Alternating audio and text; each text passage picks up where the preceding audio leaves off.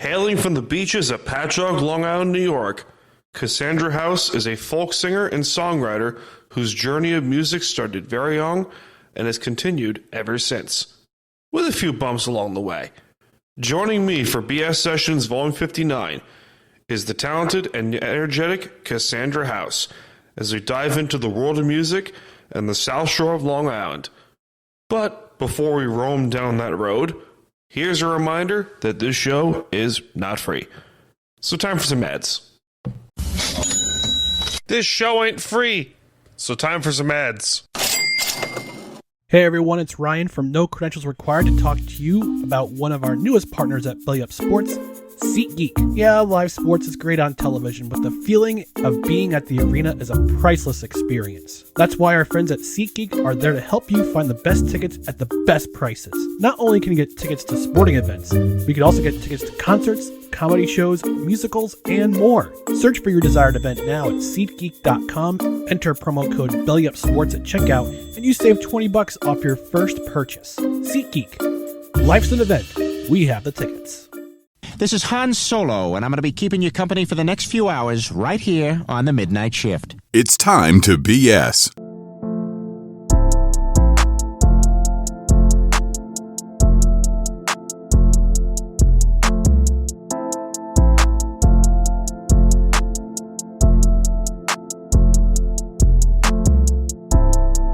Cass, how you doing? I'm doing so good. How are you? Oh, man. So I want to preface by saying this. We've been trying to get this ready to go for what feels like 6 months, but because our schedules suck. Yeah. Our schedules stink. Here we are, like 3 days after my wedding, we're doing this as the first Time to BS production post-wedding. So this is a fantastic time. Yay. We love. We do. So Cassandra House from Patchogue, Long Island, New York. And what up? And so I was talking to you about this before we start recording. I discovered you through the Blue Point Brewery Tower Sessions. During the pandemic, they were running these mini documentaries and stuff like that. And I'm a huge acoustical fan. I love acoustical stuff. And I can't remember what the song you were playing, but I listened to your album, The Roam, and it caught me. I was like, this is great. This is fantastic. So let's talk about you for starters before we get into the nitty-gritty details of your career. So Sure. Who is Cassandra House? How would you tell your story for someone who has no idea who the heck you are?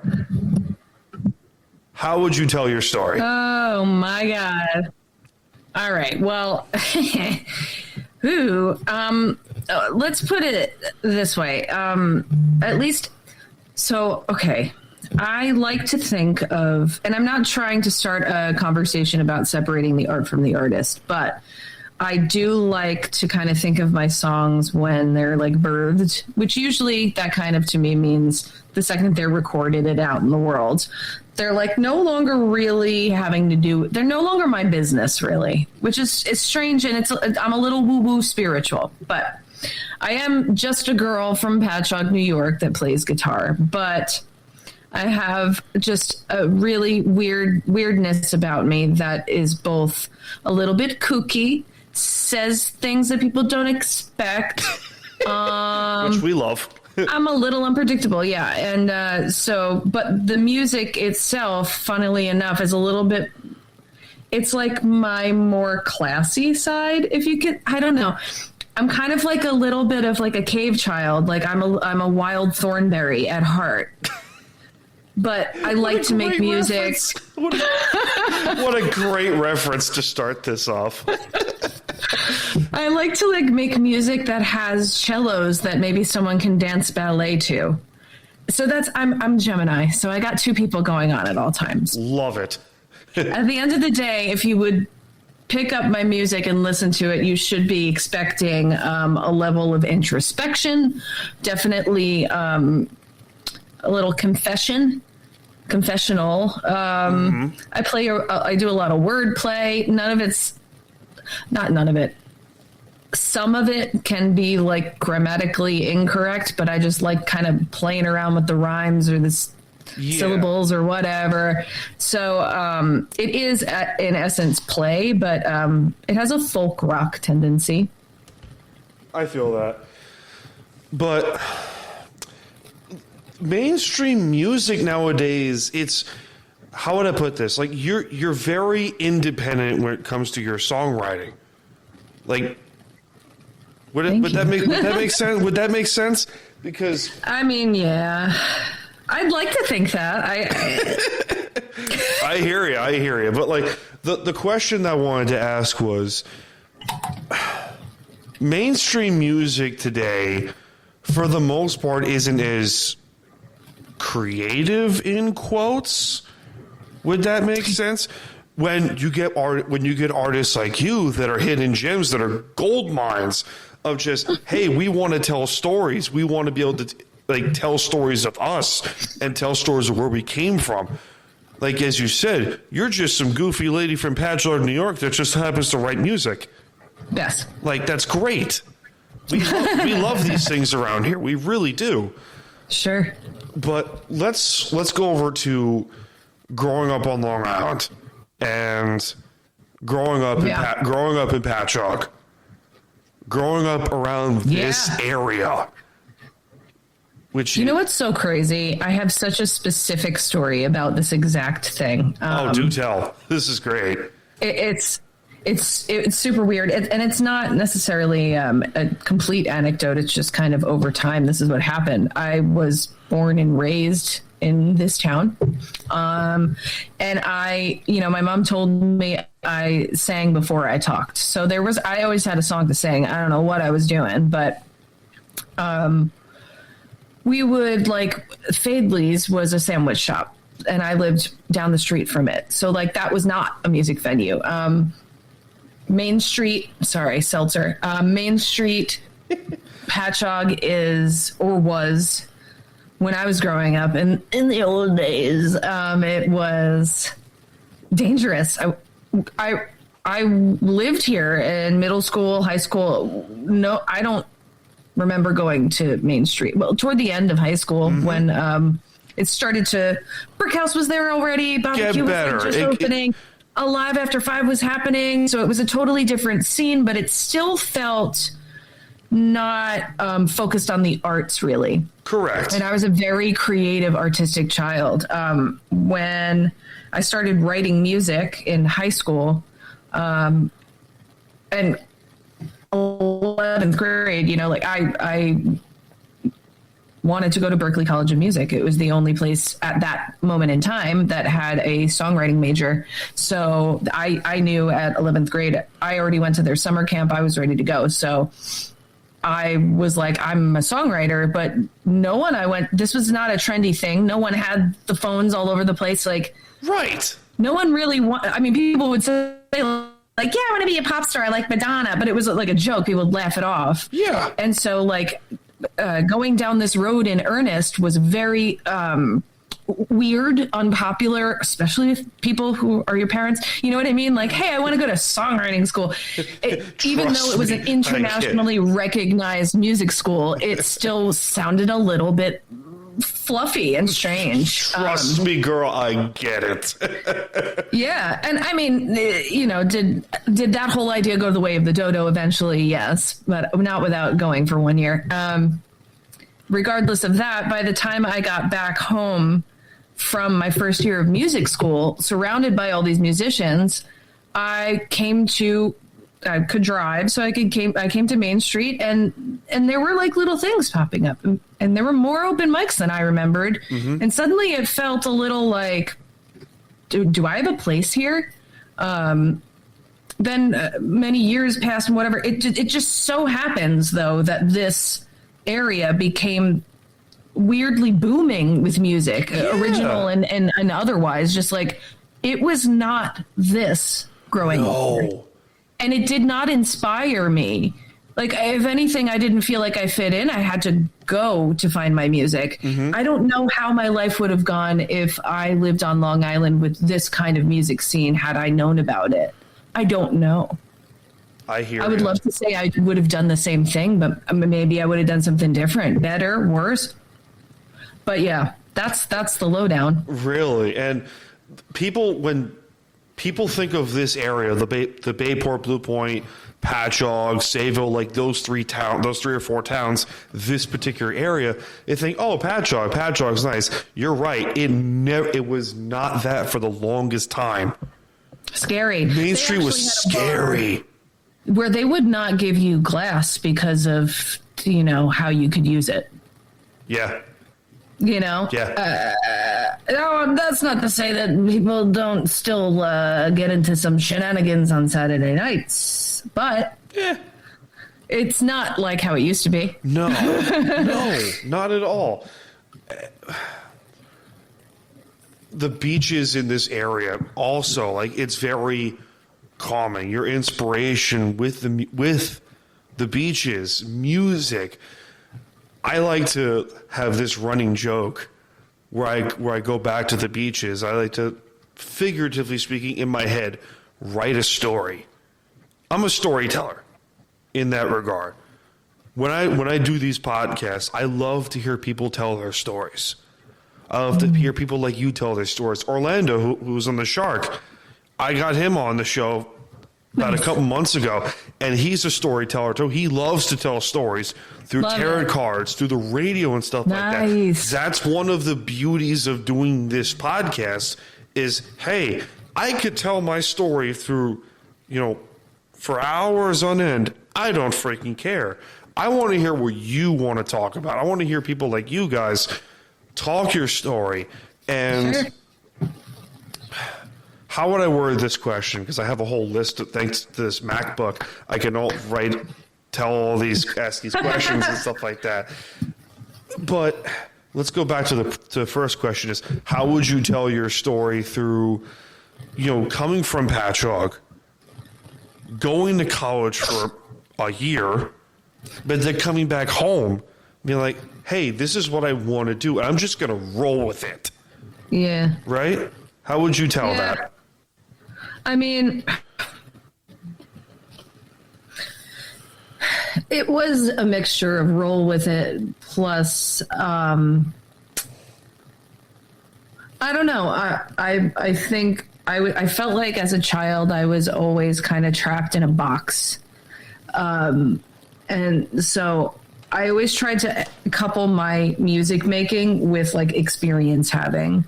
Okay. So, I mean, even in college for songwriting, I was not writing songs. It was almost the antithesis of inspiration. It was dissecting and knowing why, it almost like irked me. That was that story. But I actually traveled the world before I went home. I did indeed finish college, just not at Berkeley, funny enough. But I traveled all over the world, and now I have songs that I have little vignettes from all over my story that, like, all these songs are just little sort of, what did Hansel and Gretel pop down? I know what you mean, though. I know what you mean. Breadcrumbs. Yeah, they're just breadcrumbs for me to come back to.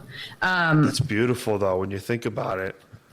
I love it. Sure. I started this thing at People's Pub in Bayport. Speaking of Bayport, Blue Point. Hey, there we go. Yeah, oh God. No, that place, my God. I can't say enough about it, especially if you don't know the music scene well around here, or you want to visit around here and you're looking for a legitimate music scene. Honestly, look no further on the South Shore, really, than People's Pub. They get national acts as well as local, and everybody's always pristine. Sorry, just got to plug them. Love them. Love it. But I don't know how. Oh, yeah. So I do this thing called Origins, which is an in the round with 3 songwriters usually, and we go down, one plays one song, then the next plays another song, next plays another song, and around we go. Love that. In between all of that, though, I do exactly what you're doing. I ask them I'm like, tell me your stories. Yeah. Because I feel like as a songwriter, you can be so vulnerable and pour your heart out on such a crazy level and talk about this and that in all of your songs. But when you put it out in the world, if it seems like people don't quite get what you're saying, you feel this weird need to over-validate or over-explain yourself, because there's this strange feeling of like, do you understand what I'm saying here? You know, I get you. I get you completely. That was my scuttle. I love that. No, I love this. Do you understand what I'm saying here, sister? I got you. Because that's how I feel all the time. Yeah. So I started this thing to give a platform to songwriters to be able to talk about the thing. Maybe people don't come up to you and ask you, hey, what's that song about? And you've been freaking, it's about this time I went to blah, blah, blah, blah, blah, blah. And then so-and-so went. Sometimes it just feels like you need to get it out. So I created this platform for songwriters to essentially talk about, you know, what does your song mean? Yeah. Do you feel understood when you sing it? Yeah. You know? Yeah, and that's the thing that people are trying to do today. Not just songwriters, not just ordinary individuals like, you know, myself or whatever the hell. It could just be artists as a whole are trying to find ways to express themselves. Hey, this tattoo brings back a memory of, you know, first grade in like 2002 or whatever. Or, hey, I have this tattoo of a fish because I like fishing. Or because fishing brings back memories of my dad. My dad and blah, blah, blah, whatever. Or something that. It's all art because, you know, I said this before. I say this all the time, to be honest, but I also went to college for experimental theater. Please don't. I don't judge here. You're fine. For God's sakes, I have a shark tattoo on my. I have a shark tattoo right here. I got a wave tattoo. I got a whole bunch of tattoos on me. I don't freaking care. We can talk about funny decisions then, yes. I love it. One of my favorite theater professors, his name is Wes, he said, you know, theater or all sorts of performance art, really, honestly, any visual art too, in my opinion, is only ever at its best a mirror. Wow, that's a good way of viewing things. Yeah, and it's kind of how I view all pieces of art, and I like also the idea of like maybe a little bit more of a two-way mirror, because I want you to relate, but then I have this weird, strange, desperate urge to connect to people, so I want you to reach through the mirror and like, you know, say, you know, say hello. You're the comfort dojo, essentially, of your trying desperately. And also I ramble. I'm sure you can tell. I ramble too. My wife hates it sometimes. No, we were talking about mirrors, and no, I was talking about a mirror because you asked me something that I was going to circle back to. Expressing yourself through music and art, which yeah, I think the mirror analogy is, hey, I'm trying to show you, or I'm trying to tell my story through showing you an image of me. Yeah. I guess that's a good way of putting it. I mean, it's also like, you know, it's very much like anything that's maybe, I mean, this guy was talking about theater, so of course he's like, you know, view it as sort of a parable in a way where it's like, when you're watching, say you're watching a tragedy or a romance, and it's like you can't help but while you're watching two people on stage fall in love, but recall back in your own mind in almost a method acting kind of way feelings of love you have for another person and how it pertains to you, you know? Of course. I think that's become increasingly hard lately. Well, why do you say so? I think right now in cultural or whatever, pop culture, American or North American, I think a lot of us, unfortunately, especially younger people who consume a lot of the art and a lot of the music. Yeah. Unfortunately, I can't really speak to anybody else's attention span or anything like that, but there is definitely a desensitization.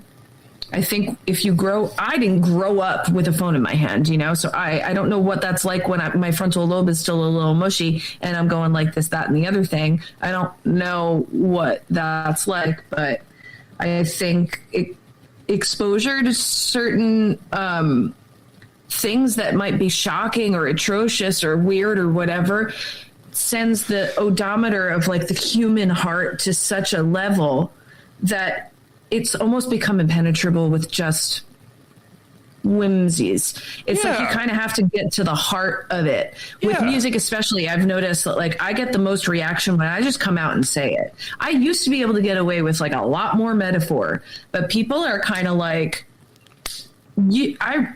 I really need to just be smashed over the head with some serious emotion. They need a catharsis. I love that.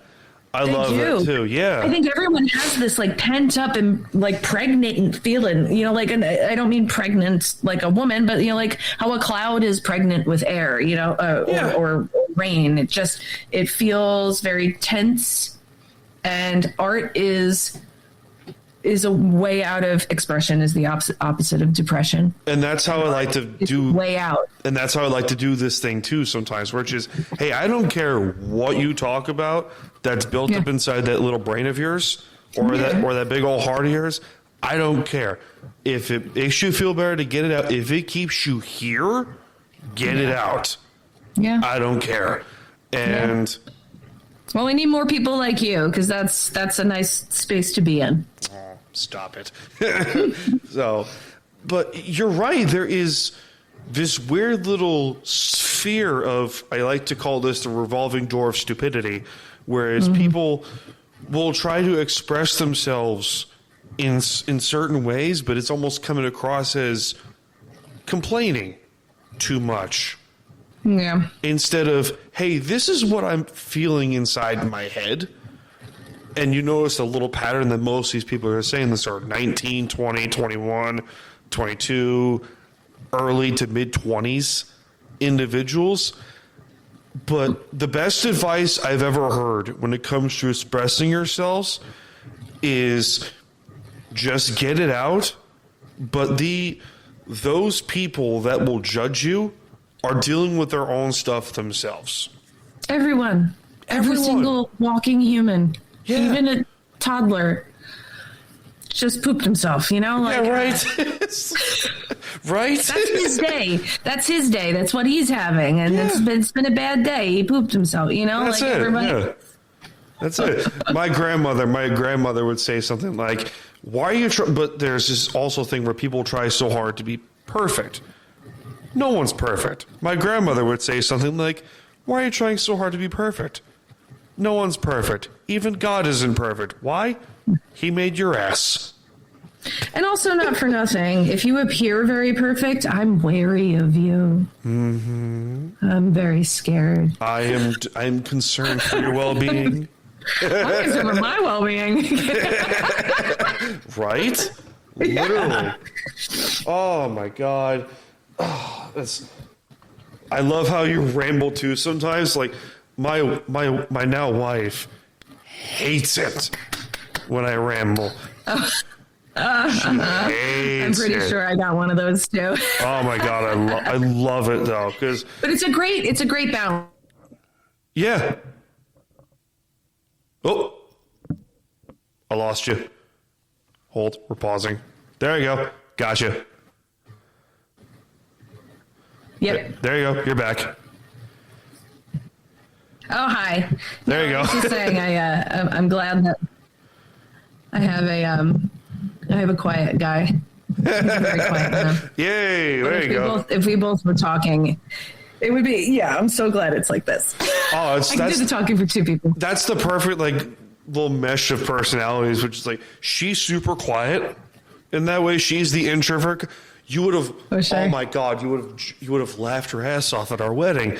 So she's sitting there in the corner at the sweetheart table, just being her little introverty self, just I'm just sitting here in the corner vibing. And meanwhile, there's her husband dancing his ass off like a mofo. Totally.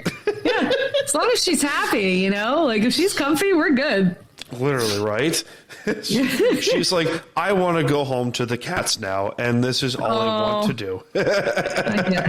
I get it. Oh my God. I have 2 puppies of my own. They're hidden away right now. Oh, what breed? What breed of puppies you got? I call them puppies, but they're very large. I have 2 brother and sister litter mates. They're Chow Chow Yellow Lab mixes. Oh, that is awesome. They're so cute. They must give the best snuggled. All day, every day. It's hard to get out of bed. It's like, I can't. It's like, Mom, just stay in bed for a little while, please. Oh no! I wish I'll show you. I'll send you some pictures. I love it. She's got it. So she's a big time cat lady. Nice. So she's got a portrait tattoo on her thigh of one of her cats. I love it. A big ass portrait of one of her cats, Toby. When I tell you she would take a bullet for this cat, I'm not even kidding. I believe it. Yeah, right? Oh yeah. Hysterical. So when you know, it's just sometimes you can't explain it. It's just a little soul cat. Oh my God, I got a story for you. So speaking of Patchogue, I'll tell you a story how we first met. Yay. I love when Harry met Sally, like meeting story, meet cute. Great reference. So the day before we first meet, we met at Coho Coffee House, formerly The Bean in Patchogue on Main Street. Perfect. And the day before we met, I had the brilliant idea of shaving my head. Okay. Did we come from a lot of hair? What was going on? We came from like a mop of hair. So I was like, I have no time for a haircut. I'm just going to do this myself. And it worked. It was hysterical because she's still traumatized to it to this day. It's been nearly 3 years. She's still traumatized by it. But I have the joke of like, if ever I have any doubt of this woman leaving my rear end, she is stuck with me since I shaved my head. She fell in love with that shave head. Hell yeah. Tell you what. Mr. Clean rear end, I'm telling you that much. That is awesome. Oh boy. So how did you discover your love for music? Let's take it backwards a little bit. Let's backtrack a little bit. How did you discover your love of music? You mentioned before your mother said when you sang before you could talk. Yes. And that was definitely, I would think around 18 months. So I don't have any personal recollection of that. I'm not trying to question the veracity of my mother, you know, but listen, my mother. There you go. Sicilian by chance? However, I do remember, I recall a specific moment when it felt like, you know, and excuse the reference, but it felt like a drug. I remember it specifically. I don't even remember the song it was, but I was in, I think, first grade. I was allowed to be in chorus, and I went to River Avenue Elementary in Patchogue. Al Malite was my teacher. Love that man. And we were singing a song. It very, very simple. Clearly, I was a baby. But there was like a 3-note run that just did something to me. Put it that way. It was the notes. The notes did something that I had at my little age never heard music do before. And I couldn't stop singing it. I would I remember being in the shower and singing it, in my bedroom singing it. And it was just this one part of this song that made me feel like I was freaking flying. Love it. Yeah, and I was just, I remember that as like a standalone core memory, and I don't know why, but I want to say that's when. I love it. And it just stuck with you for 18 years. It just kept going. It turned my brain on. I was like, wait, this can do that? Okay, we're doing a deep dive. And then honestly, I was an only child. I mean, like, okay, so I have 2 half brothers. They're much older than me, and I didn't grow up in the same house as them consistently. So only child-ish, but the only small child around. So I had a boombox, and I had my cassettes, and I had a boombox to go. I was just the kid with the headphones on, listening to music, or in my room listening to music with the door shut, my entire childhood. Oh, that's so that was just the one moment where I was like, oh, music fixes my brain. This is great. I'm in. I'm in. Oh, that's great. Yeah, that was it. Yep. And music is such a healing thing. Even when you're going through, let's say, a terrible breakup, you could just plug, you could just go on Apple Music or YouTube or Spotify or whatever the hell, I don't care, and play the Allman Brothers and just go, hey, I'm going to sit here outside with my Bluetooth speaker and just listen to Allman Brothers for 4 hours, or Lynyrd Skynyrd, or Billy Squier, or Tom Petty and the Heartbreakers, and where we're really getting deep into the jukebox that is my brain, and or like Dolly Parton, or Jim Croce or something like that, or some of those I love him. old school singer songwriter type of musicians, and you don't get that kind of era anymore from the late 60s going to like the late 90s. You don't get that era, and you don't get that kind of music and creativity anymore. You have to dig deep and find it. You gotta dig. And what I will say though is, like, I mean, pop music is pop music because it's popular, blah, blah, blah. And so the machine goes because it's popular. It sounds like that because it's upbeat. It's popular because it sounds like that, you know, boop, boop, boop, boop. But there is some decent stuff always being churned out by little guys who can't afford to be that, you know? It's always being churned out by little indie bands that are just like making their way at the midnight slot in some podunk bar, you know? It's bizarre. The totem pole of creativity, yeah. Yeah. And music is making music in a way that fits your aesthetic and your branding and is up to the level of quality that you can be proud of. Yeah.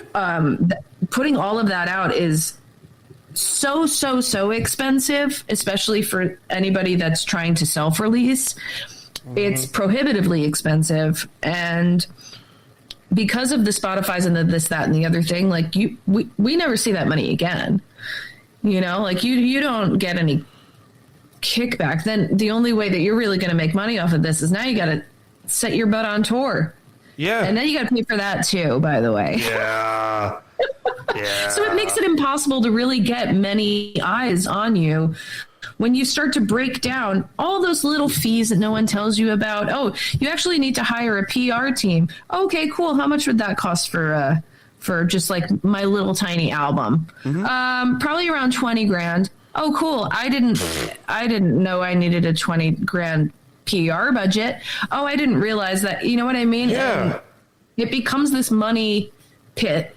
And I sincerely don't know how people who are doing it grassroots style do it and do it only. Yeah. And stay afloat. I hear you. I hear you. It's hard, but you're constantly going out to bars. You're getting yourself out there and stuff like that because you love doing this thing. Alonzo Bolden, who's a comedian, said this thing on a podcast years ago, and he goes, if you're doing anything creative, whether it's podcasting, comedy, music, if you're doing it just for the money, the odds are stacked tremendously against you. Oh yeah, stacked tremendously. Oh, you gotta know. You gotta know what you're getting into. You got to look at what we're doing right now, podcasting. Like, you're never going to be just, get one episode out there and you're Joe Rogan. You're number 1 and 2 on the Billboard chart or whatever. You got to, it takes work. If you're doing this because you love to do it, that's awesome. Yep. That's it. Like, the odds are in your favor if you're doing because you love doing it. You gotta love doing it. And that's the thing too. It when anything becomes a job, it runs the risk of becoming something that you slowly but assuredly build resentment for. Oh, I believe you. I believe you 100%. Look at this. 100% do I do this. So there have been times, and I'm actually in one of those times right now, to be frank, that I've had to actually step away from the grind of it all because, like, the constant expectation to churn out content when your heart doesn't feel necessarily in it, or that you haven't been visited by some sort of muse for a while. The inspiration has kind of left the building. Yep. You kind of go, hey, wait, I need to step away from this because now this has become the antithesis of what this was to begin with. What this was to begin with was whatever that feeling was in first grade. Yeah. And whatever's going on right now, they're not related. Nope. So, especially as a songwriter, you got to dig deep all the time. You got to really go in there. At the end of the day, even if you write a bop, but it happens to be about like your dead dog, it's still like people are bopping around, but you're like, I don't know. It's a lot. It's mentally a lot. And then, of course, you got to step on stage in front of however many people and show them all. Right. I hear you. Good God. I can't imagine that. Mr. Stage Fright over here can't do it. It's tough. It's very tough. And to maintain, like, I am kind of a stickler for this. I like to maintain honesty in at least, I'm not like I'm a liar, but at least in my art that I put out, like, I like to be freaking honest. And nope. I lost her. Hold on, Cass.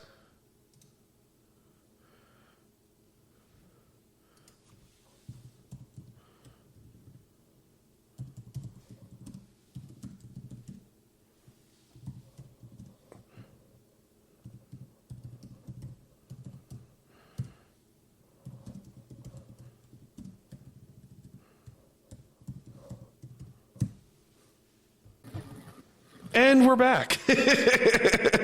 Oh, boy. Delightful connections, right? yeah, sorry about that. You're good. Internet does that every now and then. Oh, boy. But, yeah, it's the role that I like to have when it comes to doing anything that you love, whether it's podcasting, gaming, music, is the second it becomes a job, I need to stop what I'm doing and rethink what I'm doing.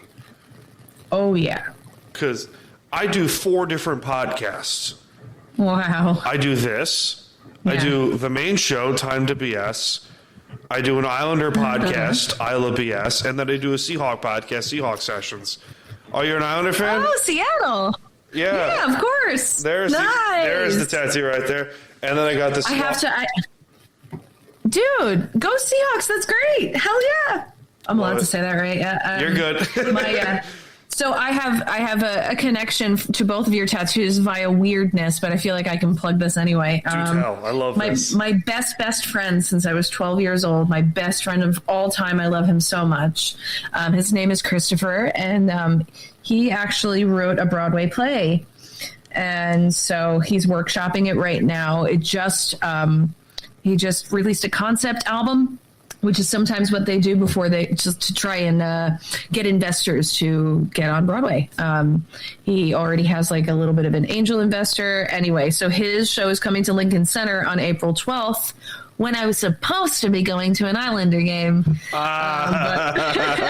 I have to go to his thing. And funny enough, I rooted pretty hard for the Seahawks during the Super Bowl because he lives in Seattle. So, that's awesome. So a little connection there. Oh, my God. So my bachelor party was at an Islander game, funny enough. It's perfect. Literally perfect. Literally perfect. It was Good awesome. Food, really expensive beers. You can't beat it. Don't care. It was awesome. It was awesome. Zambonis, like, come on. So my dad would take us to the Coliseum when they were back at the Coliseum. He would take us to Islander games every now and then. And so cool. I miss that. I miss that little. It was a dump, but it was our dump. Right. Oh yeah, it's our dump. It was our dump. I went to a show actually pretty recently there, and it wasn't half bad. But that was after I think they had renovated it a little bit. It's when I talk about the Coliseum on the Islander podcast, I like to mention that it's like, it was the way they renovated it. It wasn't the same. No, it wasn't the same. Like in my head, I picture like crumbling concrete, and I don't know why. You picture the smell. You picture the smell of Nassau County and the ice. I'm pretty sure there was a lot of Disney on ice there. I remember this from the 90s. A lot of Disney. A lot of skating Disney happened there. There was. And I may or may not have been a large fan of that. Of Disney? I'm in. Disney on ice. As a kid, my favorite characters moving at warp speed. Psh. I'm in. I'm so in for that. Triple toe axle, whatever. Lumiere. Boop, boop. Yeah, I'm in. So let's talk about your album, The Rome.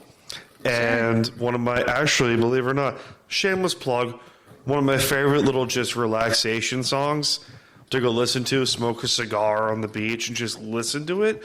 You go, I'm in. So, swear to God, The Rome is one of my favorites. Yep. You fangirling over yourself. I love it. I like to hear it because because of what I said earlier. It is its own little thing once I've birthed it.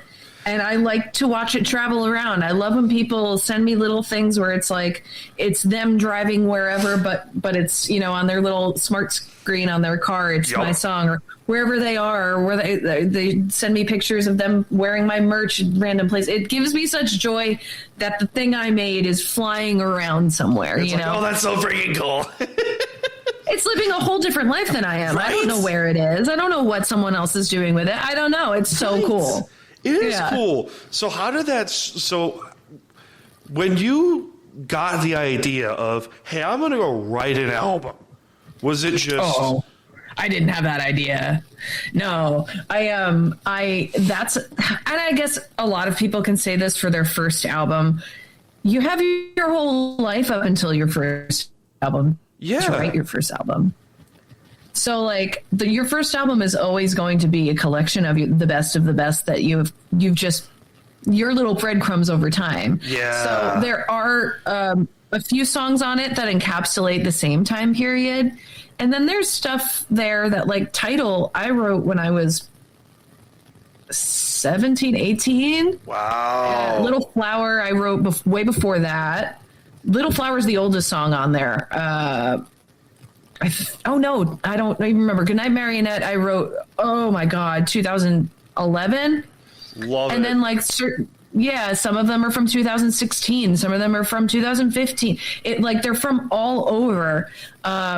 So I didn't necessarily sit down with the impetus to write it all together, but it weirdly fit together once it happened. So, I mean, I'd love to actually sit down and write not necessarily a concept album, but something with the intention of it all being sort of one thing. Mm-hmm. But I experienced a tragedy in my life that kind of shaped who I was for far too long. And it was one of those, life and death tragedies that hit me so hard at that moment in my life, 2015, where I had, like, released an EP and I wasn't too happy with it. And there was this one song that I wrote for my niece who passed, that I had written years and years and years before she was born. And I kind of just went, it took me a while. I was a basket case, but it took me a while. And then I went, man, like, life is short. You know what I mean? Like, you learn, you forget, and then you get reminded. That's how life goes, Of course. But that was a huge reminder. And I said, at that moment in my life, you know, let me start a Kickstarter. Let's see where this goes. Let's see how possible this is, to really get some of this on some wax, so to speak, and get it out there. Like, if I'm not now, when kind of thing. So that was really like, and then it was like, pick the best of the best, put them on the album, and let's do it. So it was something that was birthed out of something kind of sad, but it was a moment where I was like, whoop, we gotta make something good out of this. It's a weird little motivation. It really is. It is. It really, really is. But it's beautiful, because then you can stand back and go, okay, it didn't end me. And I made this. Yeah, it's great. Yeah. You should, and I wouldn't blame you if you be proud of yourself. You should be proud of yourself. That's like, holy crap, that's an album that I did. Yeah. From this little small town on like bum F nowhere on Long Island, and I did this thing that people listen to. And it's awesome. Yeah. So it's really, it's definitely, it's very rewarding. It's definitely a double-edged sword in its rewards, and also the hardships you have to go through to sort of get there. Of course. The Avett brothers, they have like a documentary. I think it's still on HBO, but there's this one moment in that documentary where I think it's Seth Avett says, like, isn't it so, I'm paraphrasing, but he says, like, isn't it so weird to be applauded for the mining of the... Yeah. Oh. Unearthing little gems, but the cave is here, you know, and the cave is in your soul. Away. Yeah. But we'll grab a little gem and here you go. And here you go. And it's an awkward dichotomy to both feel proud of yourself and also like, I don't know what to do here, right? Weird. Yeah. Yeah. And it's crazy too, because it's like, I have no bone in my body that feels, weird about being proud of it either. You know, like I had no idea what I was doing when I was entering into making that album. I had made an album before, but like I said, it didn't go well, and none of the studio situation was really my jam. I wasn't really regarded as one of the main producers of my own material. This time I was, and it was really hard. And I cannot count the hours that I was sitting until the sun went down, came up, went down again, sitting and listening to every breath, every like pouring my entire being into it, which is also a symptom of why I started doing it. I said, you know, if I'm going to make this, it better be effing perfect. But you can't. But it's never going to be perfect. And I hate to be that. I hate to say it that way. To me, it is though. But like, you know? I got you. But like, someone told me that in order to be the best version of yourself, you need to just be you. Oh yeah. Just be you. And when I started this podcast, I had no idea the direction where it was going to go. I was just going to say screw it and go with it. And if people listen to it, great. If people don't listen to it, that's fine. Yeah. But I don't care in that regard. No, you shouldn't. It's the making. Yeah. It's the act of making. It's the act of making art and expressing yourself for how you see yourself. In that regard, I could see there's a little imposter syndrome in there. Feel like, I'm trying to be perfect, but I don't feel myself as perfect. I'm in the same boat. I'm in the exact same boat. Oh, we all the time. It's every creative. And honestly, if you say it isn't, then you're lying or you're a sociopath, you know. Right. Like Right? I hear you. We all care to a healthy extent. Past that, you shouldn't care all that much. If it stops you from, like you said, being authentically you. Correct. I do that with my marriage, for God's sakes. Yeah, no, you have to just be you. Yeah, and that's all you got to do. How did Tower Sessions start? Because the Blue Point Brewery contacted you during the pandemic, and we're like, "Hey, let's do this." Yeah. So, I was the first one. Yeah. I was the guinea pig. To the point where, like, the carpet that they use in the tower, like, I picked it out. I went downstairs and they were like, "What color do you want for the show?" And I was like, "Well, blue, because it's Blue Point." You know, like, I picked out the blue I'm in. to make the set that everyone wound up using. I wish they would do more of them, to be honest, even though it's not the pandemic, because those are still so cool. And I think anything that allows people to see inside the local music scene here is very important and really cool. And it's a very low key music scene over here, but it's very low key over here. But it's very relaxing over here. Yeah, sure. I mean, if you can find some non-relaxing stuff, but you can. You can. I don't usually anymore. I used to, but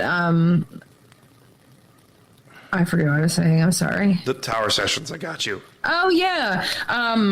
So I've been playing at Blue Point since they were at River Avenue. I'm up on that stupid mural, which is beautiful. Actually. That's awesome. The mural on like the sidewall in that bigger room. I'm like the chick in the blue playing the red guitar. That's literally me. So I've been playing there for a while. To speak only to the amount of wonderful relationships I have within that brewery because of how long I've just known everybody. And Michelle, who has been the face of the local tap room since the dawn of time, contacted me and said, "I have this harebrained idea. Do you want to go in on it with me? Do you want to see what the heck we can make? I think it would be cool." They had a drone flying around while we were performing. We had a full film crew, but we didn't really know what we were doing. I remember that day being like, "Do 1-2 songs? Do you want me to play a solo song?" Like, we were just like, try it out. And I'm in. It was a large success. And then other people did them. It was great. So it was also scratch my back. You know, they were trying to sell to-go beers. I was trying to sell, you know, my Instagram live. You just kind of, and it worked. Little symbiotic relationship. Yeah. And it worked. Yeah. It did. It got. I mean, that's why I'm here now. There you are. There you go. I mean, geez. I mean, I've always just loved going down to the beach and just listening to those calm tunes and stuff like that. Yeah. And sitting down, having a cup of coffee or a breakfast sandwich, and just listening to the waves. Just listening. Where do you live? You must live right by a beach. I'm from Blue Point, lady. Yeah, true enough. No, literally. I have some water by me too, but it's not. There's a lot of goose poop on the dock right now. I got you. No, so butter. Excuse me. No, I lived off Middle Road. I lived off Middle Road in Blue Point, and Gorgeous. the water's like a 5-minute walk from me. I remember very clearly. Back at my old house, there was a dock, and a couple seals got stuck in there. Seals? Yeah. Oh my God. Yeah, and I remember vividly there was this lady with a camera, like, there are 2 seals in there, and I'm like, what? And I saw their little what? Right? And I saw their little heads pop out. They're just chilling. They're like, what's up? Oh, little ones. Yeah, they were little cuties. The wildlife around here is pretty superb. I have I want to say it's like a 7 deer family that come and they visit me at my window every morning. Oh, I love that's them. awesome. And we have like great blue herons over by me. We have egret, cormorants. It's so insane over here. I live right on like a canal. Yeah. So just the beach grass and all of the like wildlife is so insane. It is definitely something I don't take for granted. No, you can't. Because the second you leave the island, you go to like rural Pennsylvania and there's nothing out there, but you smell the mountains. Yes. You smell the mountain life, which is great. Don't get me wrong. Yeah. But then I come back here and I roll my windows down and I just smell the water. I'm like, it smells comfortable over here. I like it. I joke and I say I think I can leave Long Island. I don't know if I can. Oh, I'm planning on it heavily. I hear you. Heavily. I just no, I don't belong here. You said smell the mountains, and I got very, very excited. Oh yeah, I love it. I mean, most of my album was written in the mountains. I struggle to write music down here. To be honest, I kind of need. I got you. To feel like a little bit of like a witch when I'm entering that zone. My wife. So the Realm was actually written in Asheville. Actually, No not kidding. Asheville. Leicester, North Carolina. No kidding. Yeah. Yep. And a few other ones were written in different states. Little Flower was written in California. Yeah, I love being everywhere. I mean, listen, it's always home. It's never not going to be home. But there's just like, I kind of wore out my welcome a little bit, you know? And I won't go far. I want to come back. But like, I'm thinking upstate. Maybe build a studio where I can record my own albums kind of situation. Maybe I recommend New Hampshire. I would love it. My boy has some family up there too. Just gotta go check it out. Haven't been there enough. So I will recommend the winters there are terrible. Really? But do they know how to handle them? Yes, for the most part. Yeah. I mean, like places like Vermont and stuff like that don't really scare me because they know what's going on, you know? Of course. It's down here when people like, you know, if they've never seen snow in their entire life, like every winter. Well, I don't want to say every winter it happens because most winters. Past few we've been pretty just like rainy and nothing really. Right. But this past one, my goodness, that wall of snow. Oh my God. But then we get to the summers and then you get these. I know. Well, I drive across Robert Moses Bridge every day, so I get the coolest. Oh, I bet. I freaking bet. Internet. I love it. Mwah. Mwah. I love it so much. I love it. It's amazing. Oh. Yeah. We're chilling. And that's the beauty of this. We're chilling. We're just hanging out. We're just hanging out. We're just chilling, having a good time. That's all we're gonna do. Cass, this was a fun time. This was a really fun time. And as you can tell, I can go on for days. I do want to just plug a couple things, if you don't mind. Go for it, please. Be my guest. Cool. I want to definitely just reiterate, if you go on peoplespub.com or go on the website, anytime it says Origins and then it has a bunch of names that maybe you don't recognize them, do know that at least if you're watching this, we kind of know each other at this point. Just don't, come at me with any tomatoes. Do show up. If you like what you hear that I do, I'm the curator, I'm the host, and all of the proceeds for the door go straight to the artists. I also host another thing called Farm Jam. It happens every summer from May through October, actually. It's hosted at the Hog Farm in Brookhaven off of Beaver Dam Road. That is my baby. I love it so much. We get crazy local acts coming through there. And it's also on like the most picturesque, beautiful farm ever. Again, proceeds go to the farm. They go to the people running the open mic. The those are just two things I can think of at the top of my head that are worth it to show up for your local artists in your community, which is a cool thing to do. Beautiful. And where can they find you, Cass? Where can they find you? So they can find me on casshousemusic.com, but most importantly, I'm just really on top of my Instagram, which is at cass.house. Or is it Cass? Hold on. I want to be right about this. I want to fact check myself. I've changed it a few times. It's cass.house or cass.house. And that's also where I'm going to list everywhere I'm playing, everywhere I'm sitting in with people, playing. I play in different bands all over the island. I play solo shows. I play shows with bands. And I also do my fair share of hosting. So anything that I'm hosting or playing at, it's going to be on there. Beautiful. Cassandra House from Patchogue, Long Island, New York. My name is Jan Cruz. This has been BS Sessions, Volume 59, and we'll see you all in this life and most certainly the next one. Cheers, everyone. Have yourselves a good night. Thanks, guys.